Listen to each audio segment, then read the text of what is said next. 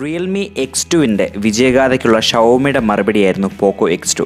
ഒത്തിരിയേറെ കൗതുകങ്ങളും പ്രത്യേകതകളുമുള്ള ഒരു ഡിവൈസാണ് പോക്കോ X2. അതുപോലെ എതിരാളികളുടെ വായടപ്പിക്കുന്ന ചില പ്രത്യേകതകളുമുണ്ട്. ഇതിനെക്കുറിച്ചൊക്കെ അറിയാനായിട്ട് ഈ വീഡിയോ മുഴുവനായിട്ട് കാണാം. അതുപോലെ തന്നെ ഈ വീഡിയോ കണ്ടു തീരുമ്പോൾ ഈ ഡിവൈസ് വാങ്ങണോ വേണ്ടോ എന്നൊരു തീരുമാനത്തിലേക്ക് നിങ്ങൾക്ക് തീർച്ചയായിട്ടും എത്താൻ കഴിയും.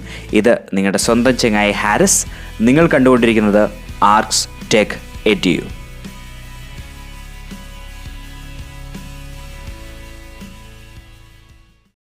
ഈ റിവ്യൂ കണ്ടതിന് ശേഷം നിങ്ങൾക്ക് വ്യക്തമായിട്ടൊരു ബോധ്യം ലഭിക്കാനായിട്ട് 5 മേഖലകളിൽ കൂടെയാണ് ഈ റിവ്യൂ കടന്നു പോകുന്നത്. Build and design, display and multimedia, camera, battery, key spec. ഇത്രയും കാര്യങ്ങളെക്കുറിച്ച് ചർച്ച ചെയ്യുമ്പോൾ ഈ ഡിവൈസ് നിങ്ങൾ വാങ്ങണോ വേണ്ടയോ എന്നതിനെക്കുറിച്ച് നിങ്ങൾക്ക് ഒരു ധാരണയിലേക്ക് എത്താൻ കഴിയും. ആദ്യമേ നമുക്ക് ഇതൊന്ന് അൺബോക്സ് ചെയ്ത് തുടങ്ങാം. അതാണല്ലോ അതിൻ്റെ ഒരു പതിവ്.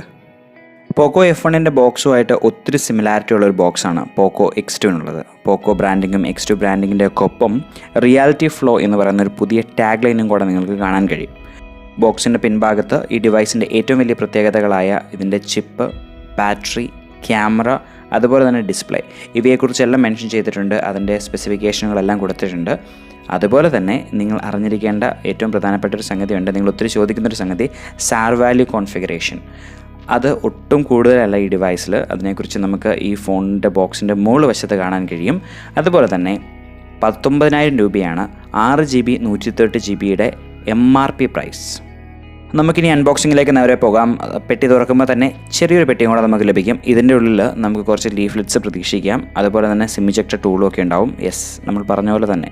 പ്ലസ് നമുക്ക് അത്യാവശ്യം നല്ലൊരു ക്വാളിറ്റി കേസും കൂടെ ലഭിക്കുന്നുണ്ട്. പക്ഷേ പോക്കോ F1-ൻ്റെ കാര്യത്തിൽ അത് അത്ര നല്ല ക്വാളിറ്റി ആയിരുന്നില്ല. നമുക്ക് ആ കാര്യങ്ങളോട്ട് പിന്നീട് തിരിച്ചു വരാം. ഇനി സ്മാർട്ട് ഫോണിലോട്ട് തന്നെ നേരെ പോകാം.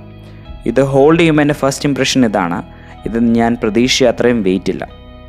അപ്പോൾ നമുക്ക് ഇനി ഡീറ്റെയിൽ ആയിട്ട് അതിലേക്ക് വരുന്നുള്ളതുകൊണ്ട് അതിനെ മാറ്റി വെച്ചിട്ട് ബാക്കി കണ്ടൻറ്റുകൾ എന്തൊക്കെയുണ്ടെന്ന് നോക്കാം. ഇനി ബോക്സിൽ ലഭിക്കുന്നത് 27 വാട്ട് ഫാസ്റ്റ് ചാർജറാണ്. ഇത് വളരെ നല്ലൊരു മൂവാണ്, പ്രത്യേകിച്ച് 4500 mAh ബാറ്ററി ഈ ഡിവൈസിനുള്ളപ്പോൾ.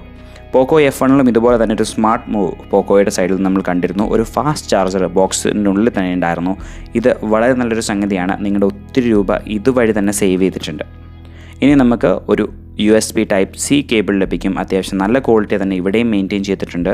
അതിനൊക്കെ പോക്കോയ്ക്ക് തീർച്ചയായിട്ടും കൈയ്യടി ലഭിക്കേണ്ടതാണ്. ടോട്ടൽ ബോക്സിനുള്ളിൽ ഇത്രയും കാര്യങ്ങളാണ് നമുക്ക് ലഭിക്കുന്നത്. ചാർജർ, Type-C കേബിൾ, ഒരു കേസ്, കുറച്ച് ലീഫ്ലെറ്റ്സ്, അതുപോലെ തന്നെ പോക്കോ X2 സ്മാർട്ട് ഫോൺ. ഇനി നമുക്ക് ഡീറ്റെയിൽ ആയിട്ട് ഈ റിവ്യൂലോട്ട് കിടക്കാം. ബിൽഡ് ആൻഡ് ഡിസൈൻ എങ്ങനെയുണ്ടെന്ന് ആദ്യമേ സംസാരിക്കാം. ഈ ഡിവൈസിൻ്റെ ഡിസൈനും ബിൽഡും റെഡ്മി K30-യുടെ അതുപോലെ തന്നെ കൊണ്ടുവന്നിരിക്കുകയാണ്. എന്നിട്ടും സൈഡിൽ ഡിസൈൻഡ് ബൈ പോക്കോ എന്നൊക്കെ എഴുതി വെച്ചിട്ടുണ്ട്. ഇങ്ങനെയും കള്ളം പറയാവോ? അതൊക്കെ പോട്ടെ, കാര്യത്തിലോട്ട് വരാം. നല്ലൊരു ഡിസൈൻ ഈ ഡിവൈസിനുണ്ട്. ഒത്തിരി ഫ്ലാഷി അല്ല, എന്നാൽ ഫ്ലാഷിന് കുറവൊന്നുമില്ല. അത്യാവശ്യം വൃത്തിയായിട്ട് എല്ലാം ക്രാഫ്റ്റ് ചെയ്ത് വെച്ചിട്ടുണ്ട്. ക്യാമറ ബമ്പിന് ചുറ്റുമുള്ള ആ റിങ് അത് അല്പം പെക്യുലറാണ്. നിങ്ങൾ ആദ്യമേ ഈ ഡിവൈസ് കാണുമ്പോൾ അവിടെ എന്തോ ഒരു ബൾജിങ് ഉണ്ടോ എന്ന് ചിന്തിച്ച് പോകും. അതിന് കാരണം ഒരു ലെൻസ് പോലൊരു ഫിനിഷാണ് അവിടെ കൊടുത്തിരിക്കുന്നത്. അത് വളരെ ഇൻട്രസ്റ്റിംഗ് ആയിട്ടുള്ളൊരു ബിറ്റായിട്ട് എനിക്ക് തോന്നി. അതൊക്കെ ഡിസൈനിങ്ങിൻ്റെ ഭംഗിയാണ്. ഇനി സൈഡിലാണ് ഈ ഡിവൈസിൻ്റെ ഫിംഗർ പ്രിൻറ്റ് സെൻസർ ഉള്ളത്. വളരെ ഭംഗിയോടും അതുപോലെ തന്നെ നല്ല ചിട്ടയോടും കൂടിയാണ് ഷവോമി ഈ ഡിവൈസിൻ്റെ ഓരോ എലമെൻറ്റുകളും ഡിസൈൻ ചെയ്തിരിക്കുന്നത്. നിങ്ങൾ ഈ ഡിവൈസിൻ്റെ സൈഡ് പാനലുകളിലോട്ട് ശ്രദ്ധിച്ച് നോക്കുകയാണെങ്കിൽ ഒരു ഷൈനി റിഫ്ലക്റ്റീവ് ഏരിയ കാണാൻ കഴിയും. അതൊക്കെ ഡിസൈനിങ്ങിൻ്റെ വളരെ ശ്രദ്ധിക്കേണ്ട ടൈനി ബിറ്റുകളാണ്. ബ്രില്യൻസ് എന്നൊക്കെ നമ്മൾ പറയില്ലേ, അത് തീർച്ചയായിട്ടും ഈ ഡിവൈസിൽ പാലിച്ചിട്ടുണ്ട്. ഡിസൈൻ്റെ കാര്യത്തിൽ ഒരു കുഴപ്പമില്ല. പക്ഷേ ചെറിയൊരു പ്രശ്നം എന്ന് പറയുന്നത് എല്ലാവർക്കും ഈ പഞ്ച് ഹോൾ ക്യാമറകൾ ഇഷ്ടപ്പെടണമെന്നില്ല. ആ ഡിസൈൻ ചിലരെ ഒന്ന് വിഷമിച്ചേക്കാം. ഇനി വേറൊരു ചെറിയ കാര്യം കൂടെ പറയാം. നിങ്ങൾ ആ പോക്കോ എന്ന് എഴുതിയിരിക്കുന്ന ആ ഏരിയ ഒന്ന് ശ്രദ്ധിച്ച് നോക്കുകയാണെങ്കിൽ അവിടെ ചെറിയൊരു റിഫ്ലക്ഷൻ അവർ മെയിൻറ്റെയിൻ ചെയ്യാൻ നോക്കിയിട്ടുണ്ട്. ഓവറോൾ ഡിസൈൻ്റെ കാര്യത്തിൽ ഞാൻ വളരെ സാറ്റിസ്ഫൈഡ് ആണ്. ഇനി ബിൽഡിൻ്റെ കാര്യത്തിലും അതുപോലെ തന്നെ ഒരു മറുപടി എനിക്ക് പറയാൻ കഴിയും. ഈ ഡിവൈസ് കയ്യിൽ പിടിക്കുമ്പോൾ ഒരിക്കലും ഒരു ചീപ്പ് ഫോൺ ഫീല് നമുക്ക് തോന്നില്ല. ഈ ഡിവൈസിൻ്റെ ബിൽഡ് എൻഹാൻസ് ചെയ്യാൻ വേണ്ടി ഈ ഡിവൈസിന് P2I സ്പ്ലാഷ് പ്രൂഫ് പ്രൊട്ടക്ഷൻ കൊടുത്തിട്ടുണ്ട്. സംഭവം എന്താണെന്ന് വെച്ച് കഴിഞ്ഞാൽ ചെറിയൊരു ചാറ്റൽ മഴയൊക്കെ രക്ഷിക്കും. പക്ഷേ അത്യാവശ്യം വെള്ളമൊക്കെ ഇതിൻ്റെ മണ്ടേ വീണ് കഴിഞ്ഞാൽ ഉറപ്പായിട്ടും പണി കിട്ടും കേട്ടോ. P2I സ്റ്റാൻഡേർഡ്സ് എത്താൻ വേണ്ടിയാണ് ഈ സിം ട്രേയുടെ സൈഡിലുള്ള റെഡ് പ്ലാസ്റ്റിക് മെഷ് കൊടുത്തിരിക്കുന്നത്. ഈ ഡിവൈസിനൊരു 3D ഗ്ലാസ് കർവ്ഡ് ബോഡിയാണ് ലഭിക്കുന്നത്. കോർണിംഗ് ഒരു ഗ്ലാസ് ഫ്രണ്ടിലും പുറകിലും ഉപയോഗിച്ചിട്ടുണ്ട്. സോ ക്വാളിറ്റിയുടെ കാര്യത്തിൽ അവിടെയും സ്റ്റിഫാണ്. ഇനി ഇതിനൊരു side mounted finger print scanner ആണെന്നറിയാലോ. സംഭവം എങ്ങനെയുണ്ട്? ഫാസ്റ്റ് ആണോ? തീർച്ചയായിട്ടും. ഓവറോൾ ബിൽഡ് ആൻഡ് ഡിസൈൻ എനിക്ക് ഒത്തിരിയേറെ ഇഷ്ടപ്പെട്ടു. ഇനി ഡിസ്പ്ലേ ആൻഡ് മൾട്ടിമീഡിയ എന്ന് പറയുന്ന ഏരിയയിലോട്ട് പോകാം. ഈ ഡിവൈസിനുള്ളൊരു വലിയ അഡ്വാൻറ്റേജ് അവിടെയാണുള്ളത്. പോക്കോ X2 6.67 ഇഞ്ച് 120 ഹേർട്സ് വരെ സപ്പോർട്ട് ചെയ്യുന്ന ഒരു IPS LCD പാനലാണ് നൽകിയിരിക്കുന്നത്. എന്താ ഈ സംഭവം എന്ന് ചോദിച്ചാൽ ഇത്രയേ ഉള്ളൂ. അല്പം കൂടെ എല്ലാം സ്മൂത്തായിട്ട് നിങ്ങൾക്ക് കാണാൻ പറ്റും. ഇപ്പോൾ ആ യൂട്യൂബ് ആപ്പ് തുറന്നത് കണ്ടോ, വളരെ സിമ്പിളാണ്. എല്ലാം വളരെ സ്മൂത്തായിട്ട് വളരെ കൺവീനിയൻ്റ് ആയിട്ട് നിങ്ങൾക്ക് തോന്നും. പോക്കോ X2 വരുന്ന ഈ ബഡ്ജറ്റിൽ നമ്മൾ നേരെ ചൊവ്വേ ഒരു 90 ഹേർട്സ് ഡിസ്പ്ലേ പോലും കണ്ടിട്ടില്ല. അപ്പോഴാണ് 120 ഹേർട്സ് ഡിസ്പ്ലേയുമായിട്ട് പോക്കോ വന്നത്. പക്ഷേ ഒരു ക്യാച്ച് ഉണ്ട്. നിങ്ങൾ ഈ കാണുന്ന ഡിസ്പ്ലേ ഇതൊരു IPS LCD പാനലാണ്, AMOLED ഡിസ്പ്ലേ അല്ല. അതൊരു വലിയ പ്രശ്നമാണോ? നിങ്ങളിപ്പോൾ ഉപയോഗിക്കുന്നത് ഒരു AMOLED ഡിസ്പ്ലേ ഉള്ള സ്മാർട്ട് ഫോൺ ആണെങ്കിൽ ഒരു പ്രശ്നമായേക്കാം. കാരണം ക്വാളിറ്റിയാണ്. AMOLEDന് കിട്ടുന്ന ആ ക്വാളിറ്റി 120 ഹേർട്സ് റിഫ്രഷ് റേറ്റ് ഉണ്ടെന്ന് പറഞ്ഞുകൊണ്ട് ഈ ഒരു IPS LCD പാനലിന് ലഭിക്കില്ല. അതുപോലെ തന്നെ ഈ ഡിവൈസിന് HDR10 സർട്ടിഫിക്കേഷൻ ഉണ്ട് എന്നാണ് ഷവോമി പറയുന്നത്. പക്ഷേ അതിന് മാത്രമുള്ള ഒരു ക്വാളിറ്റി ഇമ്പ്രൂവ്മെൻറ്റ് ഞാൻ ശ്രദ്ധിച്ചില്ല. ഇങ്ങനെയൊക്കെ ഞാൻ പറയുമ്പോൾ നിങ്ങൾ വിചാരിച്ചേക്കാം, അയ്യോ ക്വാളിറ്റി കുറവാണോ? ഒരിക്കലുമല്ല. നിങ്ങൾ ഇത്രയും നേരം കണ്ട വിഷ്വൽസിൽ നിന്ന് ബോധ്യമായല്ലോ, ഡിസ്പ്ലേ ക്വാളിറ്റി സൂപ്പറായിട്ടുണ്ട്. ഈ ഒരു ബഡ്ജറ്റിൽ ഇതിനെ വെല്ലാൻ വേറെ ഡിസ്പ്ലേ ഇല്ല. പക്ഷേ AMOLED ആയിരുന്നെങ്കിൽ നന്നായിരുന്നു എന്ന് മാത്രമാണ് എനിക്കുള്ള അഭിപ്രായം. ഏതൊരു വ്യൂയിങ് ആംഗിളിൽ നിന്നും നല്ല ക്വാളിറ്റിയുള്ള ഔട്ട്പുട്ട് നമുക്ക് കാണാൻ കഴിയും. ഒരു IPS LCD പാനലിന് നൽകാൻ കഴിയുന്ന ഏറ്റവും നല്ല വിധത്തിൽ ഈ പാനൽ നമുക്ക് ഔട്ട്പുട്ട് നൽകുന്നുണ്ട്. മൾട്ടിമീഡിയ എന്ന് പറയുന്നത് കേവലം കാണുന്നതല്ലല്ലോ, കേൾക്കുന്നതും കൂടെയുണ്ട്. ഇതിൻ്റെ സ്പീക്കർ പെർഫോമൻസ് ഞങ്ങൾക്ക് അത്ര അധികം ഇഷ്ടപ്പെട്ടില്ല. പക്ഷേ ഇയർഫോണിലൂടെയുള്ള പെർഫോമൻസ് സൂപ്പർബായിരുന്നു. സ്പീക്കർ പെർഫോമൻസ് എങ്ങനെയുണ്ടെന്ന് അറിയാനായിട്ട് ഇപ്പോൾ ഞാനൊരു സാമ്പിൾ പ്ലേ ചെയ്യാം. നിങ്ങളൊന്ന് കേട്ട് നിങ്ങൾ തന്നെ വിലയിരുത്തുക.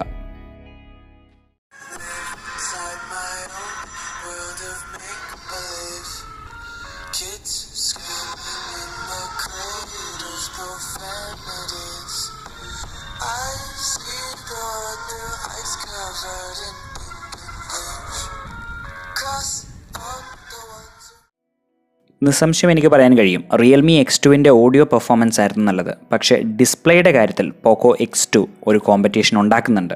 ഇനി നമുക്ക് ക്യാമറകളെ കുറിച്ച് സംസാരിക്കാം. ഇവിടെ തീർച്ചയായിട്ടും പോക്കോ X2 റിയൽമിക്ക് ഒത്തൊരു കോമ്പറ്റീഷനാണ്.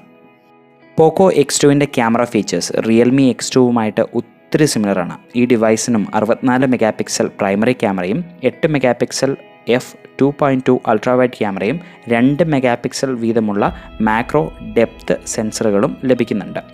പോക്കോ X2 വ്യത്യസ്തമാക്കുന്നത് ഇതിനകത്ത് ഉപയോഗിച്ചിരിക്കുന്ന 64 മെഗാപിക്സൽ സെൻസറാണ്. സോണിയുടെ ഏറ്റവും പുതിയ IMX686 എന്ന സെൻസറാണ് ഇതിൽ ഉപയോഗിച്ചിരിക്കുന്നത്. റിസൾട്ട്സ് എങ്ങനെയുണ്ട്? നിങ്ങൾ കാണുന്ന ഈ ഇമേജുകൾ ഈ ഡിവൈസിൻ്റെ പ്രൈമറി ക്യാമറയിൽ എടുത്തതാണ്. പ്രൈമറി ക്യാമറയിൽ 2x ഡിജിറ്റൽ സൂമും സപ്പോർട്ട് ചെയ്യുന്നുണ്ട്. അതൊരു പരിധി വരെ ഡീറ്റെയിൽസ് ഒന്നും കളയാതെ നല്ല ഇമേജസ് പ്രൊഡ്യൂസ് ചെയ്യുന്നുണ്ട്. 8 മെഗാപിക്സൽ വൈഡ് ആംഗിൾ ക്യാമറയും നല്ല ഇമേജസ് തന്നെ പ്രൊഡ്യൂസ് ചെയ്യുന്നുണ്ട്. ക്വാളിറ്റിയുടെ കാര്യത്തിൽ എനിക്ക് ഒത്തിരി കൺസേൺസ് ഇല്ല. സെൽഫി പർപ്പസിനായിട്ട് ഈ ഡിവൈസിൽ 20 മെഗാപിക്സൽ പ്രൈമറി ക്യാമറയും 2 മെഗാപിക്സൽ ഡെപ്ത് സെൻസിങ് യൂണിറ്റുമാണ് നൽകിയിരിക്കുന്നത്.